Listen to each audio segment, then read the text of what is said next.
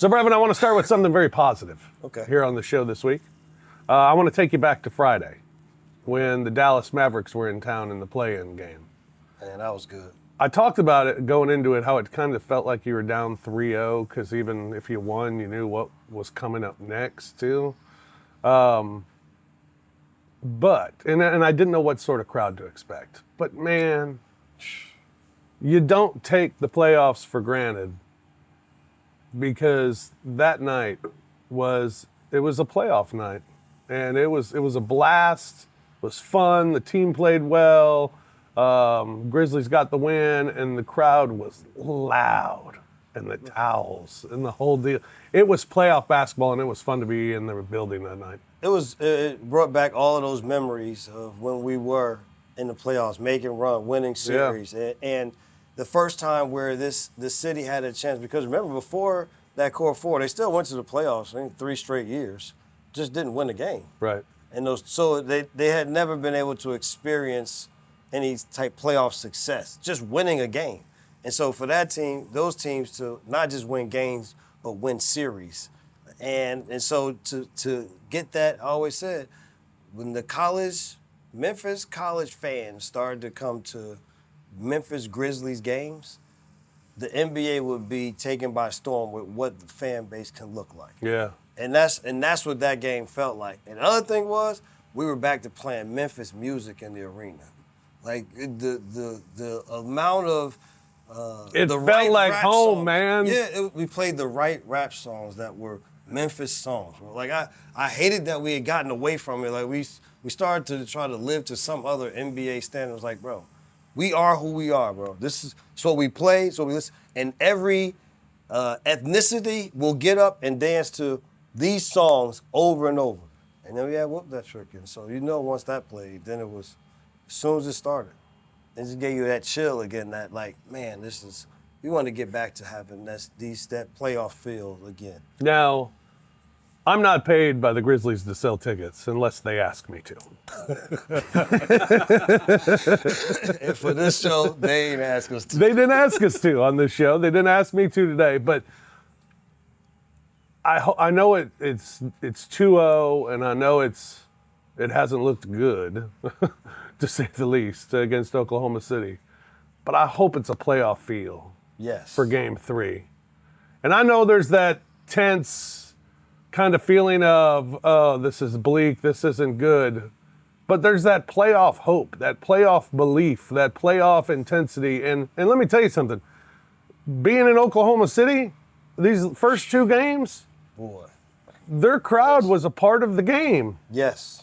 I mean, yes. and so I hope that's the case for Game 3, because I know everybody's talking about, oh, what's the crowd going to be like in Game 3? What's the crowd going to be like in Game 3? Well, I hope it's great, because it's NBA playoffs. Right, and it makes a difference. It does. I thought that was, like, you go back to the Dallas game, that's still what carried the Grizzlies, because even though they got up by the 20+, it still came back down to a 5-point game at one point. Right. And so they needed that boost to get it going again. And they made a couple of baskets, and then the roof was off the building, and then they were able to then finally walk away with it. So I'm with you in that I hope we're able to reciprocate that type of building feeling that Oklahoma City fans gave to their team. Yeah. All right. Welcome to Night Court, everybody. I'm Rob Fisher. He's Brevin Knight. You can follow us on Twitter at The Fish Nation, at Brevin Knight 22, and the show on Twitter at Night Court 22. You can also watch the podcast each and every week on the Bluff City Media YouTube channel. Glad you were with us. We're 2 games into this second season for the Memphis Grizzlies, down 0-2 to the Oklahoma City, and oh boy, 51. And then 19. We see we're trending in the right direction. Well, you could. I thought you could only trend in the right direction after Game 1, to be honest with you. 6 games against the Oklahoma City Thunder this season. They've led by more than 20 in all of them. I mean, they're hell. I mean, look at where they finished in the Western Conference. I'm not saying the Grizzlies aren't doing anything wrong, but first let me give credit to the Oklahoma City Thunder. I mean, they're a machine, offensively defensively and on a string constantly. Well, and I think they compete at a higher level than you've seen from teams that are good. Like in order to what they have figured out is that in order to continue to be good and stay at a high level, then you got to play harder than the other team. And so that is exactly what they've been able to do. And for the entire year, they've been able to do it at a more consistent basis than anybody else in the league. And so that's what the Grizzlies have run into in these first two games. And like you said, I'm glad you started there because we can talk all about what the Grizzlies might not be doing. A lot of the reason of what's not happening is because the Thunder are dictating what's going to happen. I know, and it's bad because you look at the Grizzlies' deficiencies, and it's like that's Oklahoma City's great at those things, and it's like, oh hell. Well, and one of the things that the Grizzlies also like to be good at, which is playing fast. Well, we want to play faster than you. Well, shucks, you're not going to play much faster than the way that the Thunder play, and they slow you down by being good defensively. It's just, if game one was a perfect storm of the emotions of losing Taylor as a coach, bringing on a new coach, having a fight in the two games, go out to San Francisco to play Golden State, turn right back around. Emotionally, you get up to play against Dallas.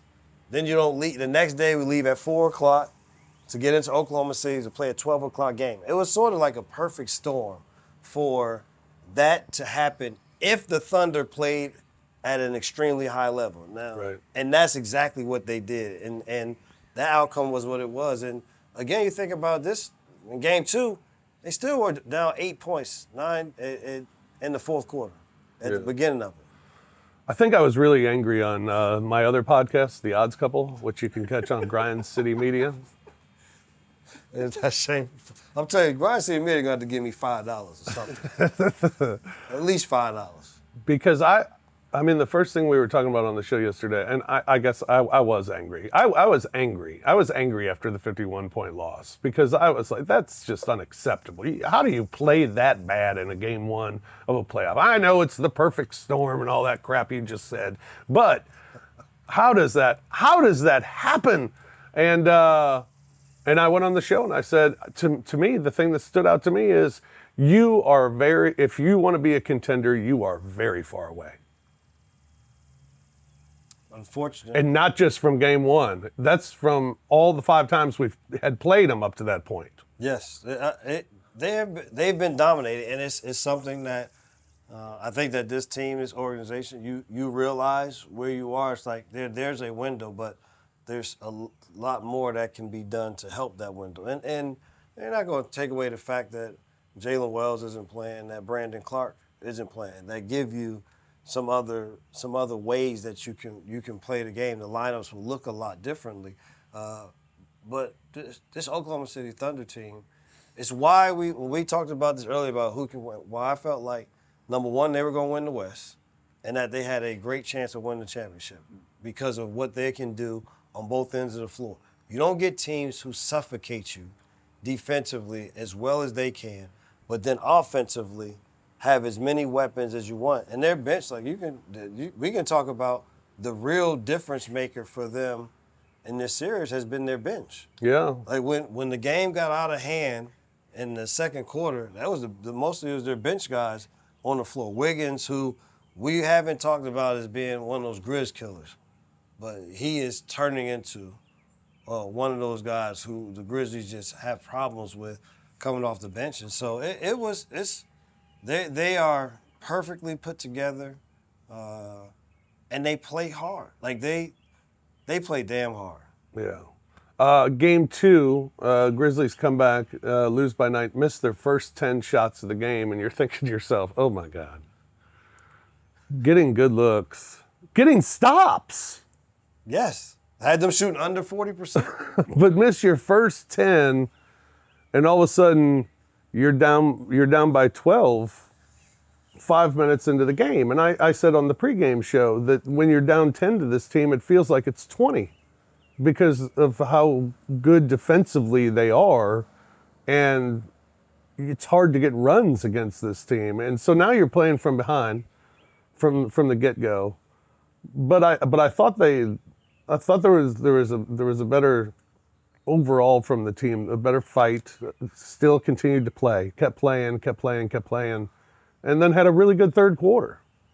Got themselves manageable, and then the fourth quarter starts. Oklahoma City goes on a run. Jeez. Here we go. So that does you in. You're down 18, and it's the ball game. Well, the other thing I would say is they'll need for, we're going to go back to it, it's just the reality. They'll need for Ja, Dez, and Jaren to play at an extremely high level. Yeah. And that's production on both ends of the floor. They talk about their leadership, being leaders in terms of what plays happen, how they happen, but also in terms of making sure that there's maximum effort being given for the majority of the game. You may have a little bit of a dip because a run happens. You got to rejuvenate yourself. But they have to be able to play harder at a higher level and still be able to execute for longer stretches to give themselves a realistic chance of winning the game. Because when you play against this caliber of team, sometimes it just takes your will and your want to have to be more than theirs.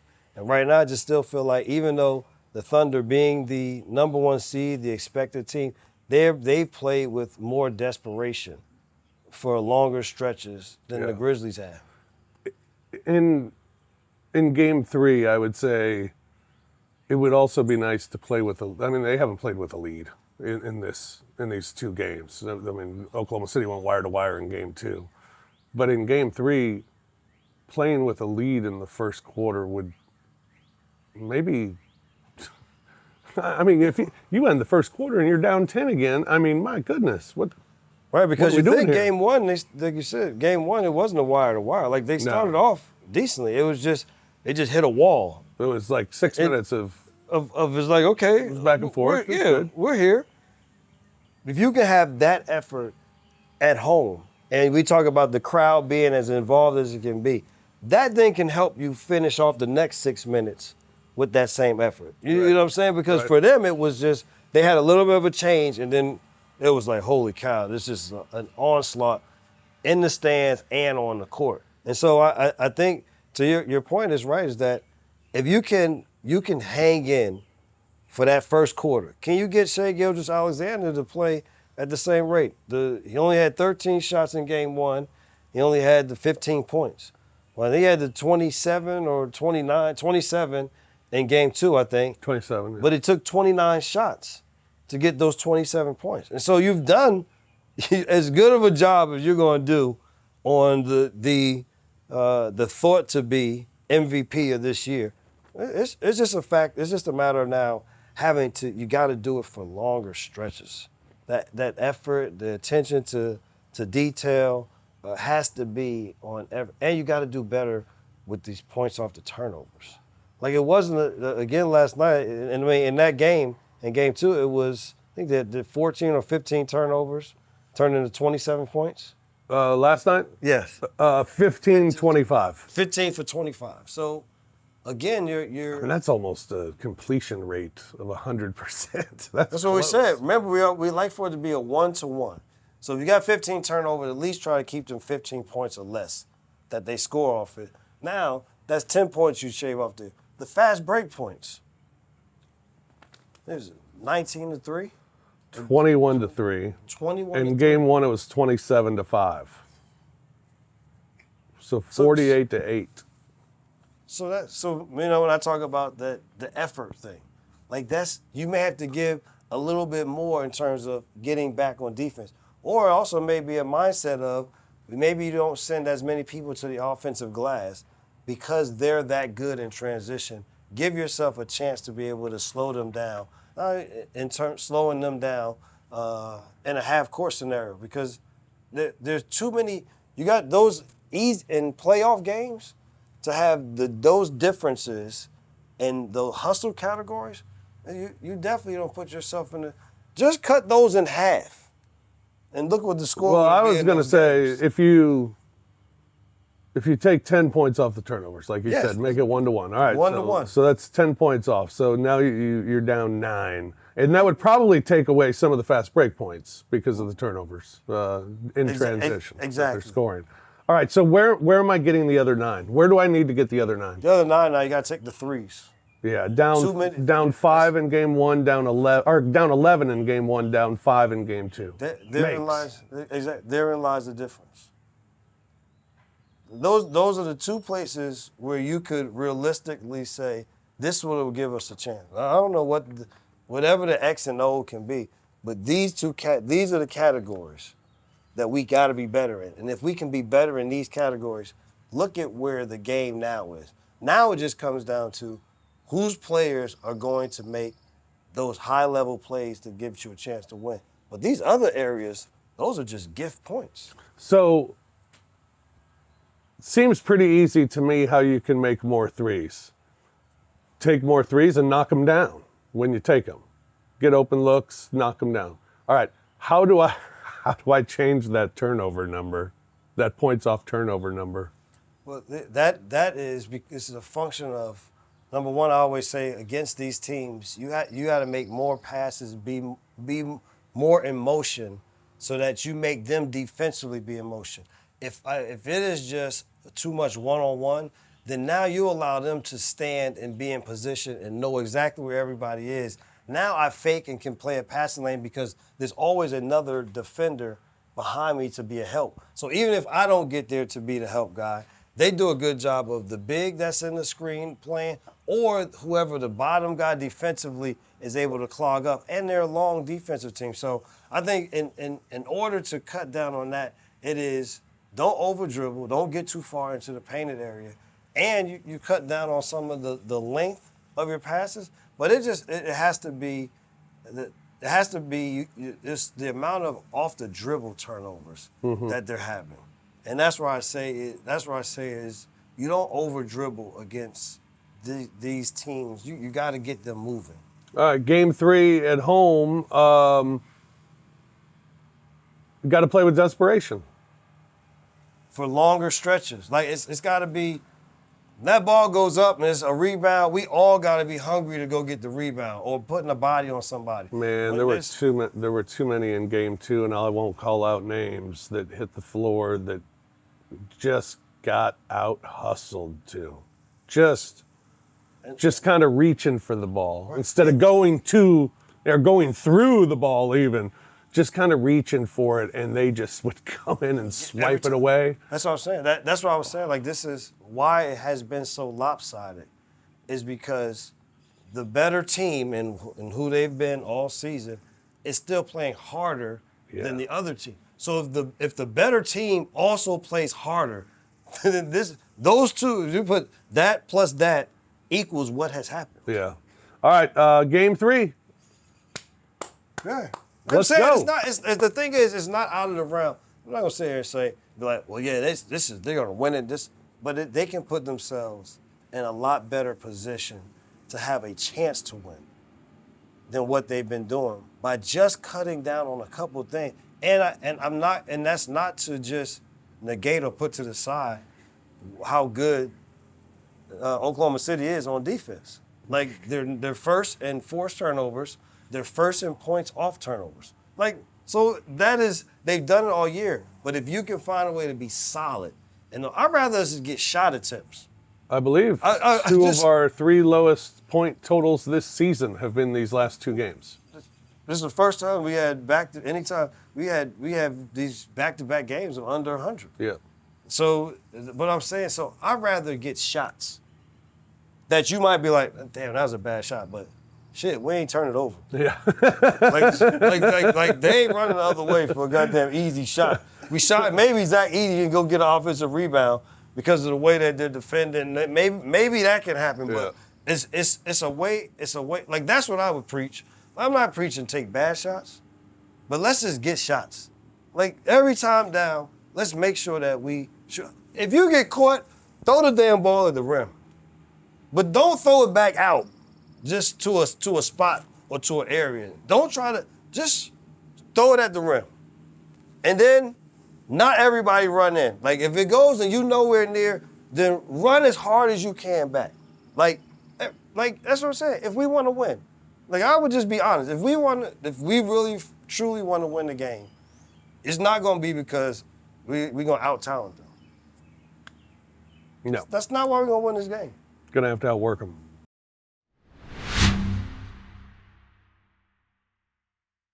The money that was going to be spent on PJ, just like it's longer. gone. It doesn't exist anymore. That's what sucks. That Yeah. sucks Because because those are not reallocatable funds. these other teams have those dudes they can literally call right now and just be like, "Hey, bro, cut me a 2 and get one of your buddies to cut me a 2 and let's get this dude in." And we're good to roll. And we're good to roll. And it's just making phone calls. And unfortunately, Memphis doesn't do that. They don't have. I think. Oh man, y'all about to get me going crazy. I think they have the people. They don't ask the people. The worst you can hear is no, but the problem is, I bet they've asked plenty in the past to a lot of no's, and they're tired of hearing it. If you can't handle hearing no, find a new job. Tune into On the Bluff with Christian Fowler and Gabe Kuhn every Tuesday at 12 p.m. on the Bluff City Media YouTube channel. I'm not trying to kick a dead horse, but this team looks like a team that was allowed to and had a lot of bad habits. And I'll say this, bro, bitch assness was allowed and is pouring through these dudes' veins for too long. I think a lot of the allegations that have been given to the Grizzlies, they're real, man. Front runner. You got to take that. We front runners. Front runners, bro. Soft, yes.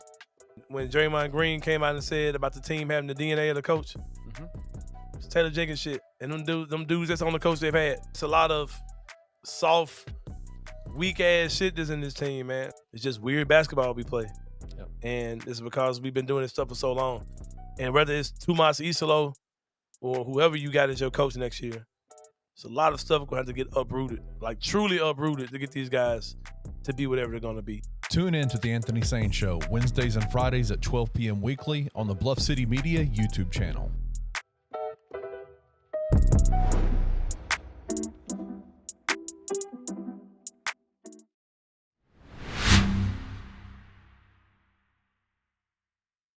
The NBA playoffs are underway, and I wanted to ask you about the series. We have the Houston Rockets, Golden State Warriors. Warriors stole game one. I mean, they know how to play basketball. And it's like, it's a side of me that I'm like, I just would hate, I don't want to root for them. I got no joy in them doing good. It's just, then they try to use our slogan. It's made me even more upset at that whole thing. Like, they couldn't, What do they have their own stuff that they're supposed to say, like, Warrior Strong or something. Strength in numbers. Strength in numbers, yeah. So they continue to ride on that. They're doing our grit grind. Yeah, go Houston. So, but it's like, damn, they just play basketball. They got three guys that they know basketball, and these other guys that's on the team just follow their lead. And so I hate to root for them, but I'm also just a basketball enthusiast. Yeah. Minnesota won game one in Los Angeles, played game two as if they won game one. Yes, which could come back to haunt you. Yeah. Because if you're ever the road team and you win the first game, like if you win the second of the two, then it's like, okay, yes, we got the split. Let's go home. But you don't want that feeling. You want to, like, again, that's kind of like that mentality. Those teams that are really good, their mentality is, all right, we got one, bro. Hey, let's get two. Yeah. Yeah. Two means we can go home and finish this right now. Yeah. Not like, yes, we got one. Good job, fellas. We can put that in the bank because now we got home. We did what we were supposed to do. Yeah. Steal one on the road. Yes. Yeah. Denver and the Clippers been entertaining. Very much so. We had a turn back the clock night for Kawhi Leonard. God, dog. That was vintage He was unbelievable. Kawhi Leonard. That was, it was amazing to watch him play. And listen, they pose a problem. They pose a problem because they're versatile and Zubas is big, and it's gonna be fun. It'll be a fun series. Yeah. In the East, Cleveland leads Miami 1-0. Cleveland should take care of business, right? Yeah. Just like Boston and Orlando. Boston should take care of business. Orlando just can't score. Like, it's just, And you got to it's keep one up with Boston. Yeah, it's one team that you can't think that it's gonna be low scoring affairs and you can win. Like, Yeah. Knicks and Pistons tied at 1. fun. You know I'm rooting hard for my boy JB.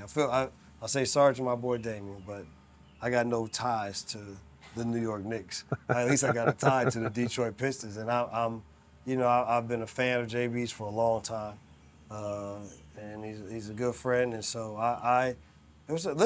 game one they just I think the moment just got too big, and the Knicks went on. At the end it got too big. It's like the Knicks going like a 21-0 run, and you don't normally see that in the fourth quarter. Right.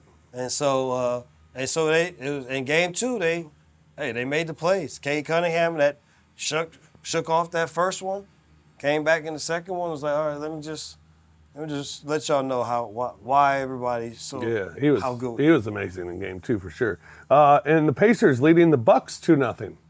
You know how hard I root against the Bucks. I didn't forget that Adrian Griffin stuff. So it's I'm happy to see Indiana do what they were supposed to do, even with the return of Lillard. Yeah. Also, we wanted to talk about the, Oklahoma City is the one place in the NBA that I want to win more than any other gym in the league. To the point where when we do win there, I want to go piss on the logo at midcourt. Wow. Tell us how you really feel. The biggest problem, the people there are so nice. It bothers me.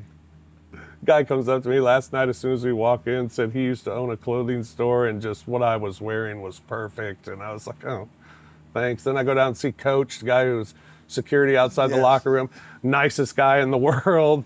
Guys out on the quarter, the nicest people in the world. Fans are nice. I mean, it's so. Had a guy, met him after game 1. We went to a restaurant and we walk in and there's this guy and his wife. And I was like, well, he's with his wife. He's not going to be obnoxious, right? He's wearing Thunder gear.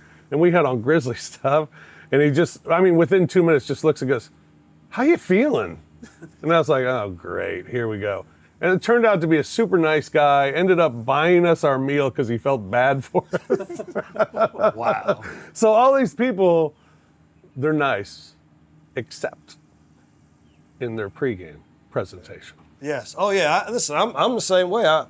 I couldn't sit in the seats that they gave us to watch those games, so I went and sat down closer to watch the game.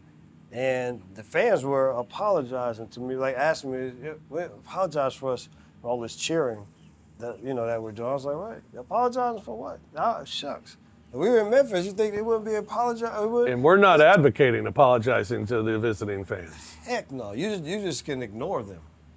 But there was nobody who was like, oh, Grizzlies, you suck. Nobody said anything. But the pregame. I mean, for a place we say a prayer before the game, and then we do the national anthem. That's how they do their games. But before the game, we had all of these campaigns. Remember, like Stop the Bullying? Stop the bullying. Remember all that? Yeah. Well, there's a form of bullying that goes on because they have the shirts on the chairs, and they'll take around the camera, and whoever doesn't have the shirt on, they put them on the jumbotron, and then the PA announcer just tells them, here in Oklahoma City, we put on the T-shirt. And then the fans boo you until you put the T-shirt on. And they don't then just move away from you and go find somebody else. No.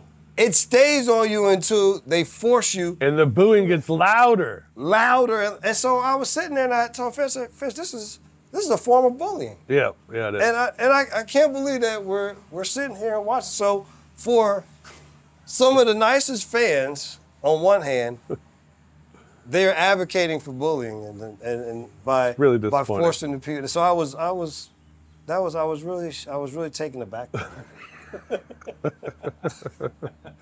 I once yelled at an Oklahoma City fan, not a fan.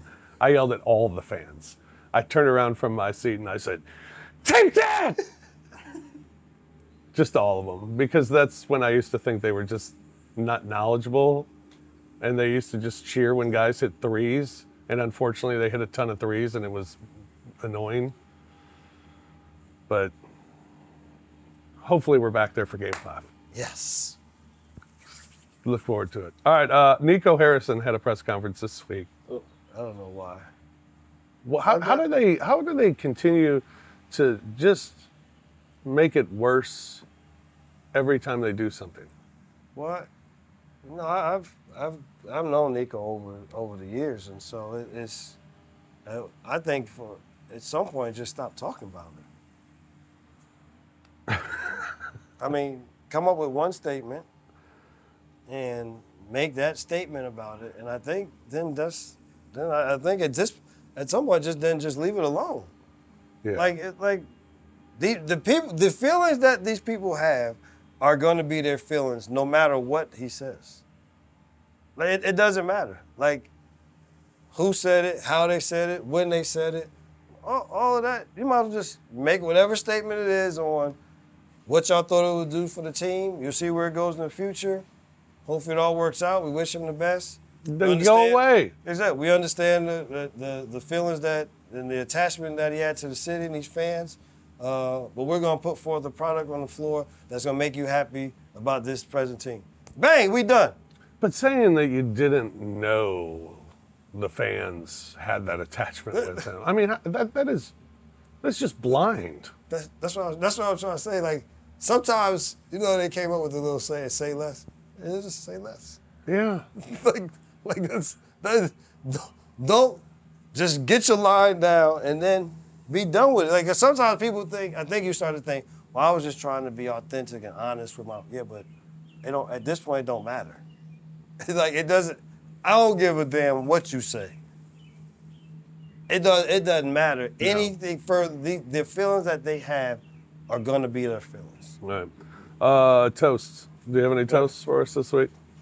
No, I never have any toast. Look at there. Oh, right how on about that? time. Right on time. My toast goes to Anthony Edwards, who I find very amusing. Edwards was fined for the 6th time this season. And that was his back and forth with the fans when he was at the... Totals $295,000 he's had to pay in fines this year. The latest for telling a fan, My head's bigger than yours. I make $200 million and my ding dong is bigger than yours. Man, what did you people used to tell fans? I mean, seriously. We shouldn't be talking like that to fans. I told you some fans deserve it. Shout out Anthony Edwards. Oh, and there's video of it, which is even better. I know, I just saw that. Great for Anthony Edwards. And when I saw it, I was like, it's going to cost you, buddy. It's going to cost you. Yeah. I mean, it's going to cost you. $295,000 he has paid in fines this year. Congratulations. And he's got it. And not only that, but offered to pay child support up front in total.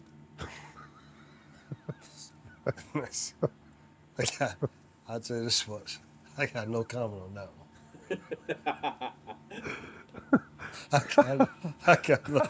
Oh my gosh. I got nothing to say on that one. All right. Good stuff. Good stuff on Anthony Edwards. All right. Go Grizz. Game 3.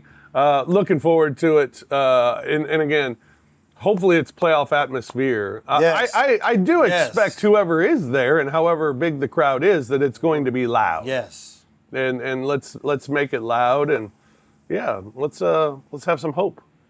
Right? Oh, well, I just I'm told feeling you. better today than I felt yesterday.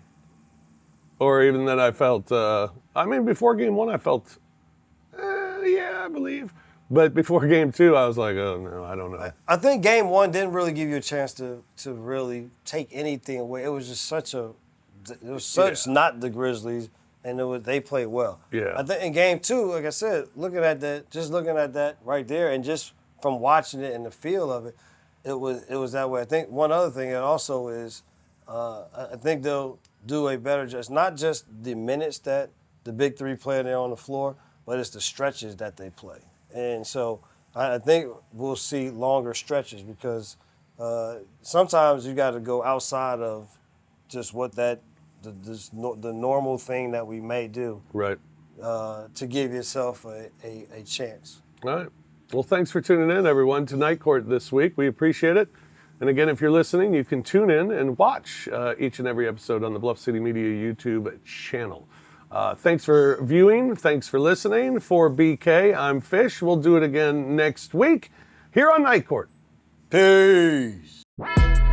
Thank you for listening to the Night Court podcast. If you enjoyed Rob and Brevin, hit that like button, subscribe to the Bluff City Media YouTube channel, and enjoy the content.